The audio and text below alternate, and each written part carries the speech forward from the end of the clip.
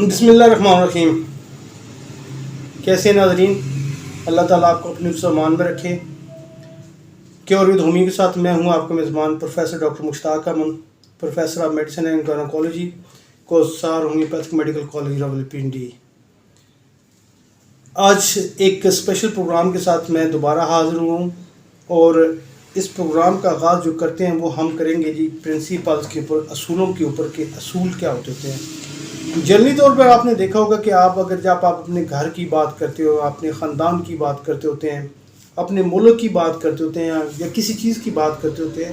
تو آپ کہتے ہیں نہیں یہ ہمارے اٹل اصول ہے، ہم اپنے اصول سے منحرف نہیں ہوں گے، ہم اپنے اصول کو نہیں بدلیں گے۔ اگر آپ میڈیکل کی بات کریں، طب کی بات کریں، چاہے ہومیو کی بات کریں، ایلوپیتھک کی بات کریں، یا آپ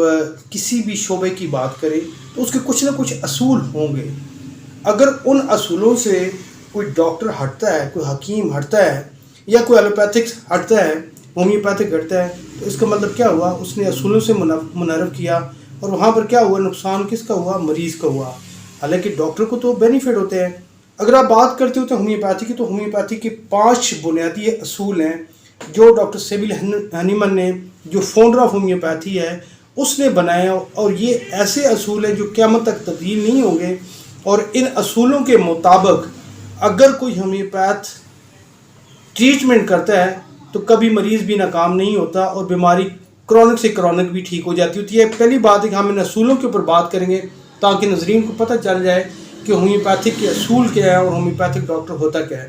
اگر پہلے اصول کی بات کریں تو ہم اس کی بات کرتے ہوتے ہیں کہ نمبر 1،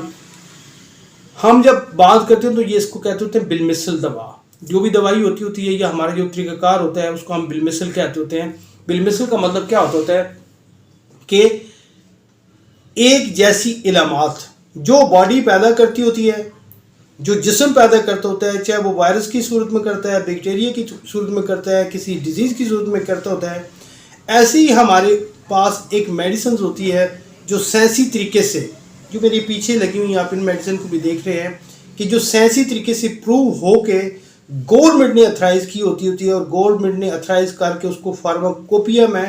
رکھا ہوتا ہے، وہ دوائی جو ہوتی ہے وہ پھر بالمثل ہو جاتی ہوتی ہے، یعنی جو علامات باڈی میں ہوتی ہے ایسی میڈیسن سلیکٹ ہوتی ہے۔ دوسرا جو ہوتا ہے وہ واحد دوا ہوتی ہے، جس کو ہم انگلش میں کہتے ہوتے ہیں سنگل ریمیڈی۔ ٹھیک ہے، سنگل ریمیڈی یعنی اکیلی دوائی یا واحد دوائی۔ اس کا مطلب یہ ہوتا ہے کہ جو باڈی علامات پیدا کرتی ہوتی ہے، جو باڈی ڈس آرڈر ہوتی ہے، جو سمٹم پیدا ہوتے ہیں، یعنی سر سے لے کر پاؤں تک،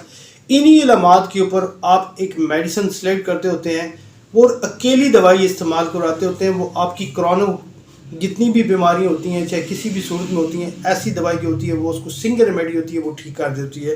تھرڈ جو بات کرتے ہیں تو وہ بڑی امپورٹنٹ بات ہے، اور وہ مریضوں کے لیے بھی بہت ضروری ہے، وہ ہے قلیل دوائی، یعنی تھوڑی دوائی، کم مقدار میں دوائی۔ ابھی ہمارے یہاں پہ یوں ہوتا ہے کہ پیشنٹ کی بھی یہ عادت بن گئی ہے کہ اگر آپ پیشنٹ کو بڑی سی دوائیاں اٹھا کے دے دیتے ہیں، 3-4 سیرپ اٹھا کے دے دیتے ہیں، کچھ اور چیزیں اٹھا کے دے دیتے ہیں، پیشنٹ کہتا ہے جی بڑی زبردست دوائی دی ہے، صبح دوپہر شام رات، بھائی ساری دوائی ہی کھانی ہو تو کچھ کرنا ہی نہیں ہے۔ لیکن ہومیوپیتھی کے اصول کے اندر قلیل دوائی ہے۔ قلیل دوائی کا مطلب کیا ہے؟ کہ آپ سمٹم کے اوپر جو دوائی سلیکٹ کریں گے وہ کم سے کم مقدار کے اندر ہونی چاہیے، اور جتنی وہ کم سے کم مقدار کے اندر ہوگی، فارمولیشن کے مطابق جو سینٹیمل اسکیل کے اوپر آتی ہے، ڈیسیمل اسکیل کے اوپر بنتی ہوتی ہے، ایک سائنس نے کی طریقے سے بنائی ہوتی ہیں، وہ ایسے ہی باڈی کے اوپر افیکٹ کرتی ہوتی ہیں کم سے کم۔ فورتھ جو اس کا اصول ہے وہ ہے انڈیویجلائزیشن، جس کو آپ کہتے ہوتے ہیں انفرادیت، یعنی جو دوائی ہو وہ ہر بندے کی اپنی ہوتی ہے، اس کی اپنی علامات ہوتے ہیں، اس کا اپنا طریقہ کار۔ اگر ایک بندے کو سر درد ہے تو جو دوسرے کو سر درد ہوگا وہ اس کا ڈفر ہوگا، اور پہلے کا جو سر درد ہوگا، ایک بندے کی ہوتی ہے وہ علامات اپنی ہوتی ہیں، دوسرے بندے کی علامات ہوتی ہیں۔ میں بالکل سمپل سے ورڈنگ یوز کر رہا ہوں تاکہ عام لوگوں کے لیے، عام پیشنٹ کے اوپر یہ جو تاثر ہے وہ پھیلے۔ ٹھیک ہے، انڈیویجلائزیشن کا مطلب یہ ہوا کہ آپ نے انفرادیت کو دیکھنا ہے، یعنی مرض کی جو ہوتا ہے انفرادیت کو دیکھنا ہے، مریض کا جو ہوتا ہے، جو مریض ہے اس کی انفرادیت کو دیکھنا ہے، اس کی اپنی ہیبٹس دیکھنی ہے، اس کی بیماری کو دیکھنا ہے۔ پھر جو موسٹ امپورٹنٹ چیز ہے، سب سے جو منفرد بات ہے وہ ہے کہ جب آپ کوئی میڈیسن یوز کرواتے ہیں، آپ اگر دیکھیں دوسرے طریقے علاج میں تو وہاں پر جو دوائی ہوتی ہے وہ کہاں پہ یوز ہوتی ہے؟ وہ کبھی کسی کتے کو استعمال کروائی ہوتی ہے، کبھی چوہوں کو استعمال کروائی ہوتی ہے، کبھی بندروں کو استعمال کروائی ہوتی ہے، کبھی کس چیز کے اوپر اس کا ایکسپیریمنٹ کیا ہوتا ہے، تو وہ تو نہیں بتا سکتا نا. لیکن اگر آپ ہومیوپیتھی کی دوائیوں کو لیں تو ہومیوپیتھی کی جتنی بھی میڈیسنز ہیں